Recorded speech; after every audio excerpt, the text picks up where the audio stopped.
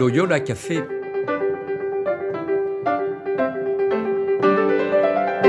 Loyola Café, on y discute philosophie et théologie.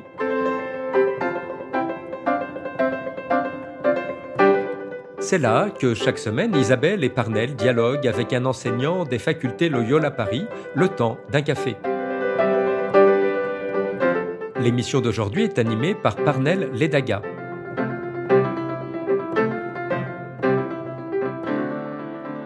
Bonjour à tous, chers auditeurs, chères auditrices du Loyola Café. Heureux d'être avec vous pour un nouveau podcast. Aujourd'hui, j'ai le plaisir d'accueillir avec nous Monsieur John Lagerwey. Bonjour John. Bonjour. Merci d'avoir accepté notre invitation. John est déjà passé ici à notre studio il y a plusieurs mois. Il est, je le rappelle, le directeur de l'Institut Ricci. Alors aujourd'hui, nous allons justement discuter d'un thème qui fait beaucoup parler, c'est Dieu et le Dao, qui fait beaucoup parler, j'ai envie de dire, parce que à Taïwan, au mois de mai prochain, il y aura justement un colloque international sur le sujet. Mais John dispense aussi un cours ce semestre ici aux facultés Loyola sur ce même thème. Et la première question que j'ai envie de lui poser, en fait, lorsque moi j'entends parler du Dao, je me pose la question, mais le Dao, en fait, c'est quoi? Qu'est-ce que c'est que le Dao? Et surtout, quand on met le Dao à côté de Dieu, j'ai une idée rapide comme ça que le Dao, peut-être que c'est un concept chinois de la divinité. Je peux me tromper parce que je sais qu'il y a la spiritualité. En Chine, il y a pas mal de choses assez subtiles qu'on ne comprend pas nécessairement. Alors, est-ce que vous pouvez nous éclairer premièrement sur cette notion du Dao, John? Oui, évidemment, ce mot-là a une très longue histoire et on ne va pas développer toute cette histoire. Mais pour dire les choses très simplement, pourquoi mettre en parallèle le Dao avec Dieu? Parce que si on enlève le mot Dieu de l'histoire culturelle en Occident, il n'y a plus d'histoire culturelle en Occident. Et c'est exactement la même chose avec le mot Dao. Le mot Dao est employé par tous les courants. Donc le confucianisme, le bouddhisme, le taoïsme et bien au-delà, tout le monde estime que le Dao englobe tout et se trouve partout. Pour d'aucuns, c'est une entité purement cosmologique, la nature, en fin de compte, presque spinozin. Mais pour d'autres traditions, c'est vraiment un être anthropomorphe, créateur, qui divulgue les commandements de la religion, etc. Bon, donc c'est le seul vrai parallèle avec Dieu comme concept central dans la tradition chinoise. Vous avez évoqué l'idée que c'est insaisissable, c'est ce que disent les Chinois aussi depuis très longtemps. Notamment, on dit dans le Lao Tzu que c'est intangible, inaudible, invisible. Et on dit aussi qu'on ne sait pas lui donner un nom. Et donc on dit une très jolie phrase, Tiangming, on s'efforce à lui donner un nom. C'est uniquement comme ça qu'on peut l'appeler Dao ou bien Da, c'est-à-dire grand.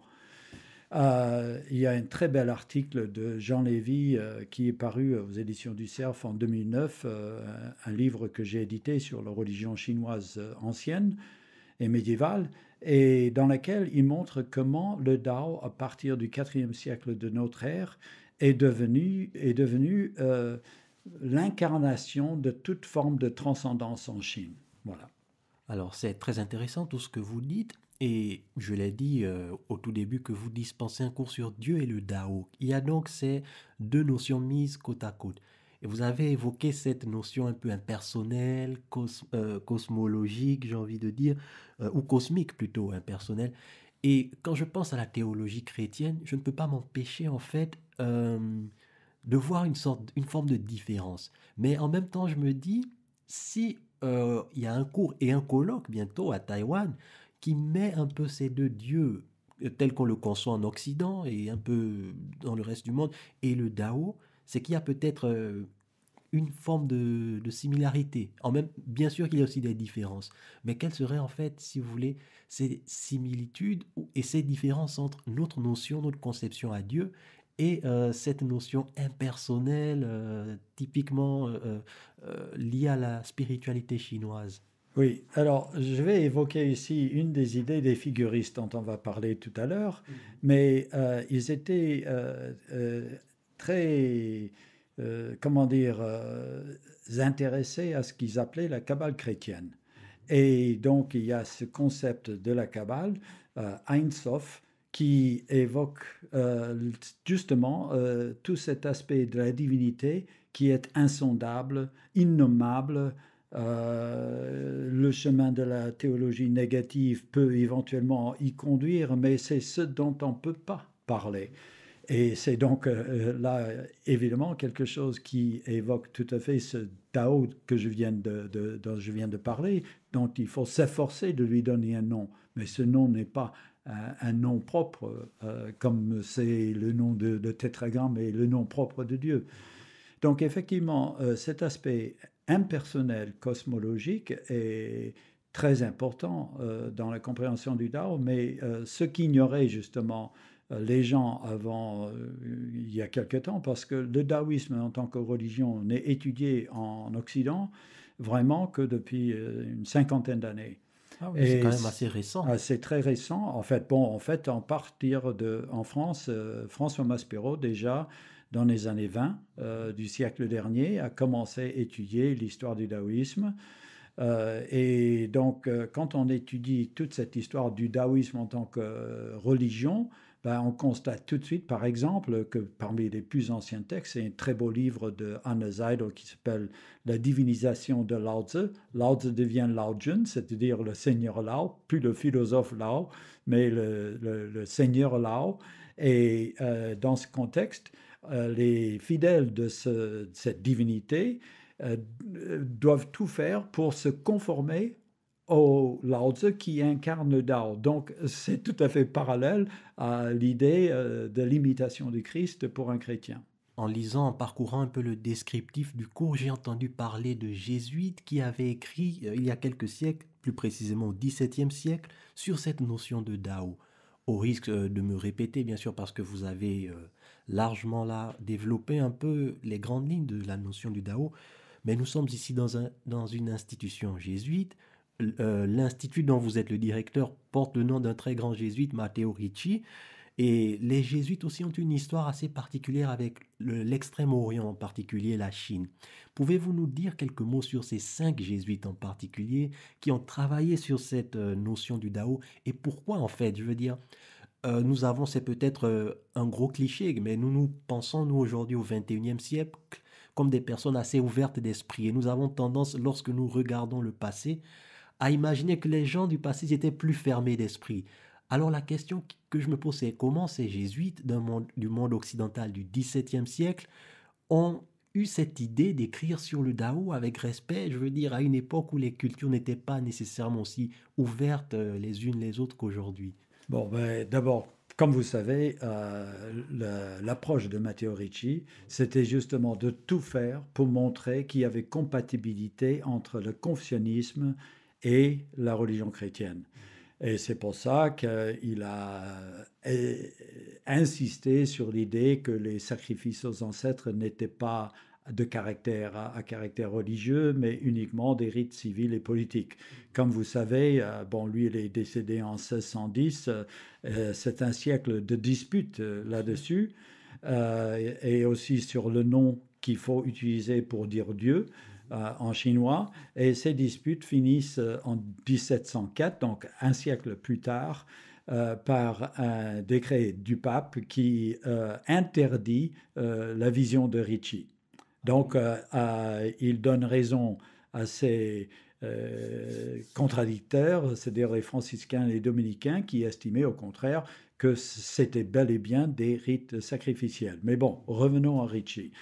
Donc, en 1610, lorsqu'il meurt, il nomme comme son successeur un certain Niccolò Longobardo, et ça c'est le premier des 5 jésuites dont il sera question. C'est date de 1565 à 1655, une belle vie de 90 ans.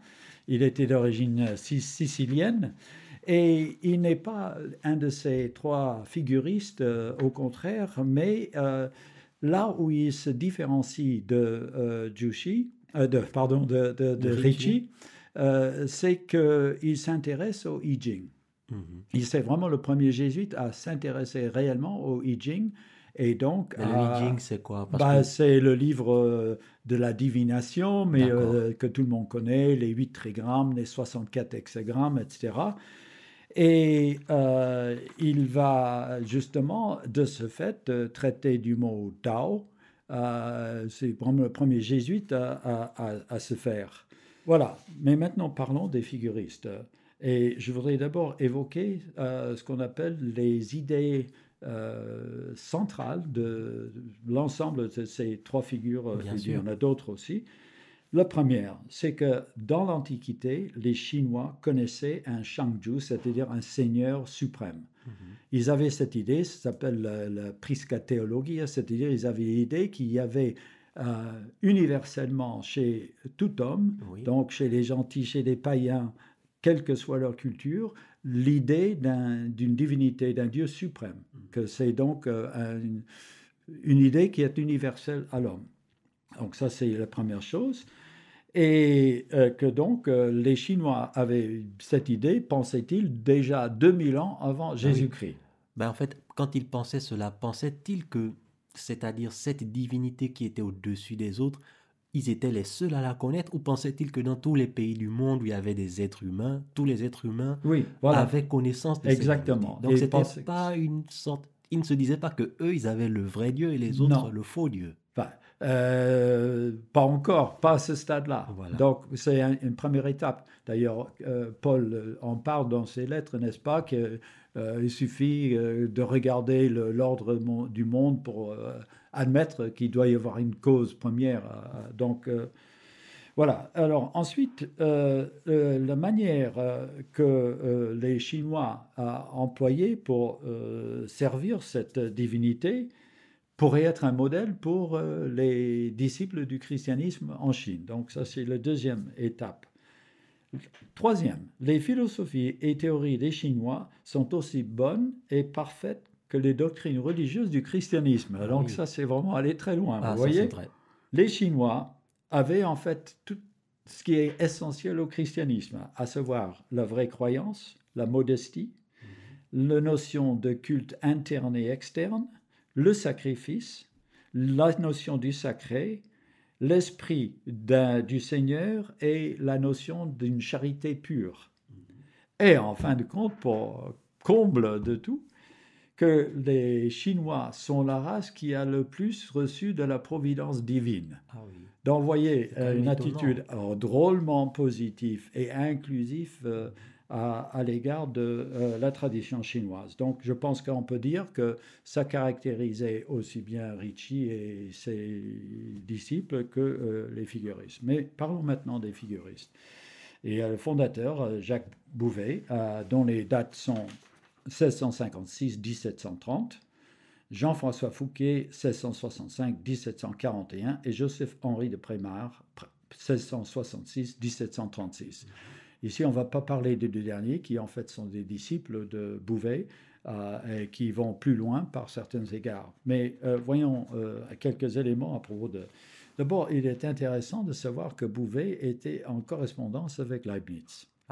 Et il lui écrit, il représente d'une manière très simple, c'est-à-dire c'est les Chinois, et très naturelle, les principes de toutes les sciences. Ou pour mieux dire, c'est le système achevé d'une métaphysique parfaite. Alors, pour Bouvet, le Tao, parce que lui, il va suivre dans cette filière de Longobardo, mais avec des résultats radicalement opposés, et pas du tout matérialistes, justement. Le Tao, c'est l'alpha et l'oméga. C'est identique à la loi éternelle, ou bien au Dieu tout-puissant, mais caché, Deus absconditus. Et en cela, justement, qui va le comparer à ce que je disais tout à l'heure, à l'Ein Sof de la Kabbale, juive d'abord et chrétienne. Ensuite, il confirme l'identification du Tai Chi avec cette notion de Ein Sof. Et il utilise des citations de la Bible pour démontrer que ce qu'on dit du Taiji est déjà dit aussi dans la Bible hébraïque, mais aussi dans la Bible, dans le Nouveau Testament. Ainsi, le Taiji ou Ein Sof est le symbole du Messie futur que les Chinois appellent le Saint et qui est attendu par le monde entier. Bon, ensuite, il y a un développement très intéressant. Dans ce Taiji, évidemment, il y a les yin et les yang, n'est-ce pas, les deux poissons. Donc, l'un, c'est la nuit, l'autre, c'est le jour, tout ce qui est ténébreux qui est par opposition à tout ce qui est lumineux.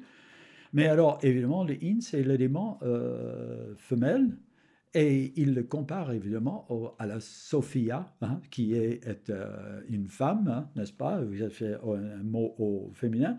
Donc, et à la sagesse, au livre de sagesse de la Bible, et cette sagesse qui était là, première créature créée par Dieu et qui crée le monde en fait avec Dieu dans la Genèse.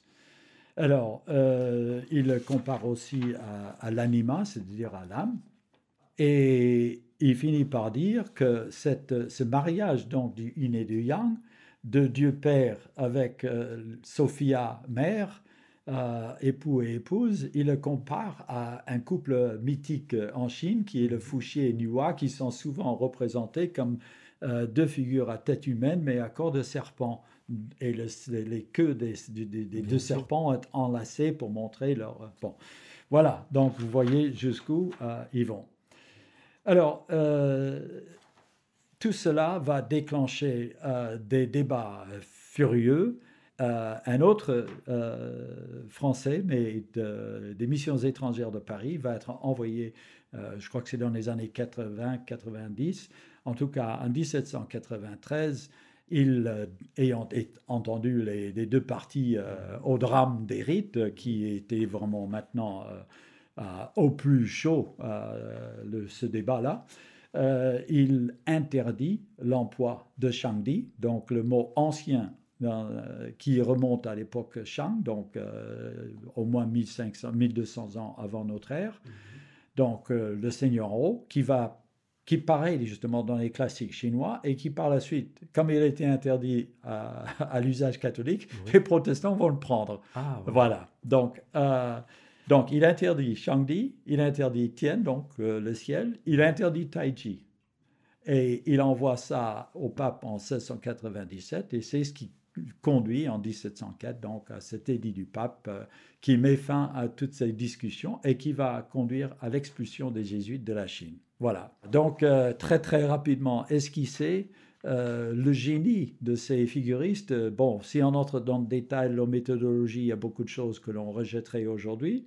Une herméneutique qui n'est pas du tout du goût moderne ou contemporain, mais qui ont abouti à des résultats tout à fait étonnants et justes. Voilà. Justement parce que j'allais poser cette question, que cette interprétation que eux ils en faisaient, est-ce qu'ils n'ont pas, c'est une question un peu provocante, est-ce qu'ils n'ont pas juste vu ce qu'ils voulaient voir? Parce que, et je me base sur mon expérience très subjective et vraiment je connais pas grand-chose, mais j'ai pas tellement l'impression que, disons, quand on voit les Chinois aujourd'hui, que cette notion spirituelle affecte particulièrement, et c'est peut-être un cliché où je reconnais volontiers mon erreur, si je suis dans l'erreur, ou alors est-ce peut-être à cause de l'influence du Parti communiste chinois qu'on n'a pas l'impression que, disons, ces notions spirituelles influencent particulièrement la vie de la Chine comme le christianisme a influencé par exemple la vie en Occident. Alors au fond, est-ce qu'ils ont vu vraiment ces notions spirituelles telles que les Chinois les voyaient, ou alors c'était l'interprétation que eux-mêmes voulaient en faire? Bon, premièrement, il est évident que 49 est une ligne de partage. Et donc, parler du taoïsme aujourd'hui, c'est beaucoup plus triste que d'en parler à l'époque historique, avant 49. Ça, c'est la première chose à dire. Cela dit, aujourd'hui, le taoïsme en tant que religion revient partout en Chine et est étudié à nouveau à fond parce que grâce au travail qui a été effectué en France depuis 100 ans, le monde entier a fini par se rendre compte qu'effectivement le taoïsme avait été négligé depuis Ricci, parce que Ricci et une bonne partie des missionnaires 17e, 18e siècle estimaient que taoïsme et bouddhisme, c'était des superstitions ou des supercheries. Et donc, personne ne s'y intéressait. Et puis, bon, mais pour répondre de façon ultra simple à votre question, je vais simplement vous dire que le sacrifice au ciel, qui était réservé au Fils du ciel, c'est-à-dire à l'empereur, lui seul pouvait faire le sacrifice au ciel. Et depuis l'an 8 de notre ère jusqu'en 1916, c'est-à-dire 5 ans après la chute de l'Empire, et 5 ans donc après la fondation de la République, hein, il a été effectué par le Fils du ciel tous les 3 ans. Or, ce sacrifice au ciel avait été défini à l'époque Han, donc avant l'an 8 ou le 9, quand il a été célébré pour la première fois dans les temps modernes, je veux dire, dans les temps de l'Empire, disons ça comme ça, parce que c'est les Confuciens de l'époque Han qui, à partir de leurs textes sacrés, reconstruisent un sacrifice au ciel pour le Fils du ciel, pour montrer en quoi il est Fils du ciel. Bon, donc c'est le sacrifice par excellence du confucianisme en tant que religion d'État, qui donne une légitimation, disons, spirituelle à l'empereur. Or, ce sacrifice était aux mains des taoïstes depuis 1368, de fondation des Ming, jusqu'au milieu des Qing en 1742. De 1368 à 1742, pendant presque 4 siècles, oui. C'est les taoïstes qui faisaient ce rituel. Pourquoi? Parce que eux, ils incarnaient le Tao. Ils avaient la musique du Tao. Et donc, à partir du début du Ming, on estimait que c'est eux qui devaient faire avec les danses, les sacrifices sanglants et tout ça. Oui. Donc, vous voyez, je donnerai un autre exemple. Il y a, à partir de l'an 1000 à peu près, une forme de rituel qui est en fait une sorte de pratique de cultivation spirituelle personnelle qui s'appelle Chao Yuan Tu. C'était aller en audience comme si on allait à la cour de l'empereur, mais non pas devant le Fils du ciel, mais devant l'origine. Vous voyez que là, il y a une notion de transcendance qui est incorporée dans ce terme et dans la pratique évidemment qu'il désigne. Et cette notion d'aller en audience devant l'origine, ça garde toute son influence dans le cœur des Chinois aujourd'hui. Ça, j'ose l'affirmer sans avoir fait d'études sociologiques sur la question. D'accord. Et l'arracher du cœur des Chinois. Ah non, non, certainement pas. Je dois avouer que tout cela est vraiment fascinant et c'est probablement l'une des raisons pour lesquelles un colloque international sera organisé à Taïwan en mai prochain. Alors, je suis vraiment, je le répète, très ignorant de toutes ces questions. Et heureusement que vous êtes là pour nous donner quelques informations. Ce colloque international, est-ce la première fois qu'il se tient ou alors s'est-il déjà tenu? De quoi parle-t-on? Pourquoi est-ce qu'on a voulu qu'un tel colloque ait lieu et pourquoi à Taïwan, pas par exemple à Paris ou en Italie, chez Matteo Ricci, sa terre natale? Donc vous voyez, pas mal de questions surgissent un peu. Est-ce que vous pouvez nous donner quelques détails là-dessus? Oui, alors la première réponse, pourquoi à Taïwan? Parce que d'abord, logiquement, ça devrait pouvoir se tenir en Chine, mais aujourd'hui c'est impossible. Oui. Et donc, Taïwan, d'abord à Taïwan, il y a un autre Institut Ricci, et donc c'est un effort commun de ces deux instituts. Ensuite, il est plus facile de trouver de l'argent à Taïwan qu'en France actuellement pour ce type de colloque qui met en valeur justement. D'autre part, moi j'ai beaucoup d'amis taoïstes pratiquants à Taïwan et donc ils vont participer à ce colloque. Et dans l'ensemble, je dirais que sur une vingtaine de participants, il n'y a que 5 ou 6 qui viendront de l'Europe ou bien parleront. Michel Fédou, par exemple, parlera, mais sans aller en distanciel. Voilà, donc c'était, de tous les points de vue, beaucoup plus pratique et beaucoup plus logique de le tenir à Taïwan. Voilà. Dernière question. c'est justement la continuité. En fait, j'ai envie de demander, les jésuites d'aujourd'hui, et pas seulement les théologiens catholiques, nous parlons aussi des théologiens protestants, parce que vous avez évoqué tout à l'heure que lorsqu'on a banni un certain terme à l'Église catholique, par hostilité aux catholiques, les protestants ont décidé de le prendre, alors de l'utiliser. Comment les protestants et les catholiques d'aujourd'hui voient en fait cette querelle des rites qui s'est tenue il y a quelques siècles? Y a-t-il des accords ou des désaccords? Parce que vous avez aussi dit que euh, on pourrait s'opposer aujourd'hui, l'herméneutique que ces jésuites faisaient, nous n'en serions pas très d'accord aujourd'hui, mais nous avons quand même la conviction qu'ils étaient dans le juste. Donc, ils étaient, j'ai envie de demander, ils étaient dans le juste, bien que la méthodologie qu'ils employaient était erronée.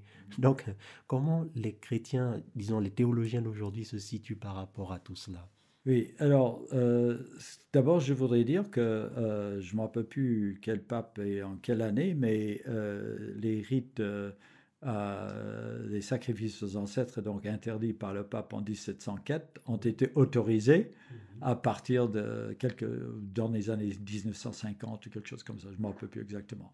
Ça c'est la première chose. Deuxième chose, c'est que les protestants très tôt ont employé le mot Dao pour traduire le mot Logos dans l'Évangile, dans le prologue de Saint Jean. Et donc, ils ont aussi utilisé, en fin de compte, le mot Dao pour dire Dieu.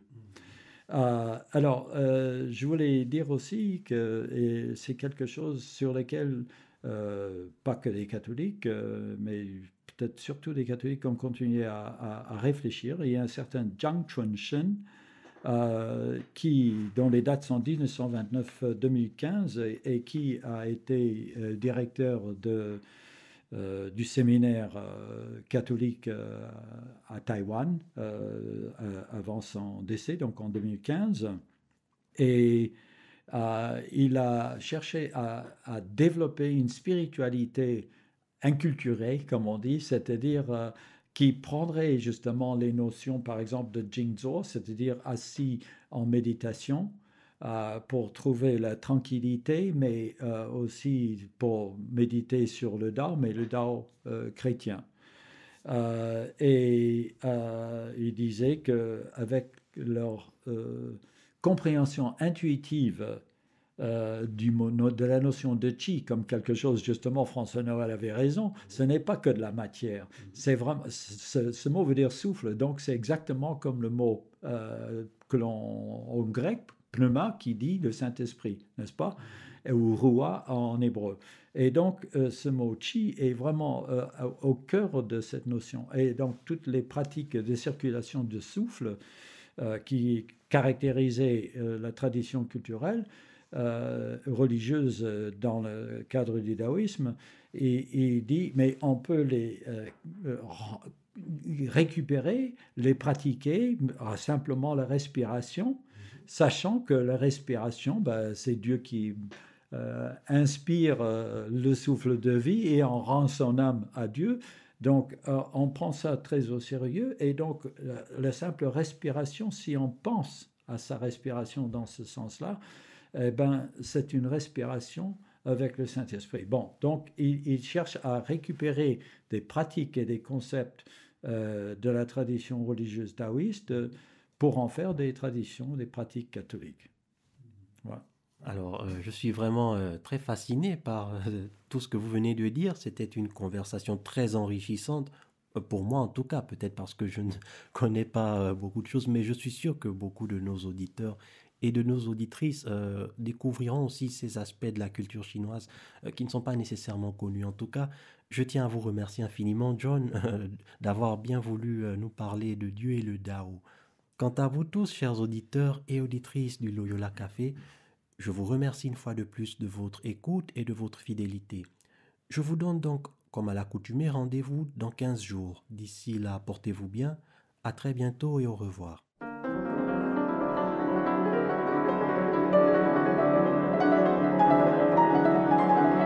Vous écoutiez Loyola Café, le podcast des facultés Loyola Paris. Pour ne rater aucun épisode, abonnez-vous gratuitement sur votre application préférée, Spotify, Deezer, Apple Podcast ou YouTube Podcast.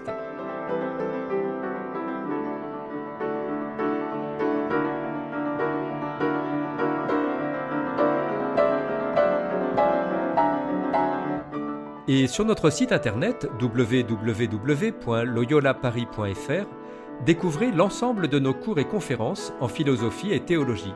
À bientôt.